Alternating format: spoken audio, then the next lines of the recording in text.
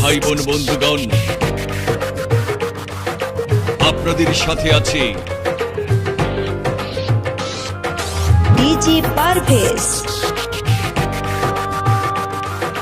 DG Parvez. চাইলা দিলাম সব ইচ্ছে পূরণ করলাম তোর, তবু কেন ছাইরা গেলাম? আপন মানুষ করলাম পর, হইলাম একটা স্বার্থপর, তুমি কেন আপন হইলা না?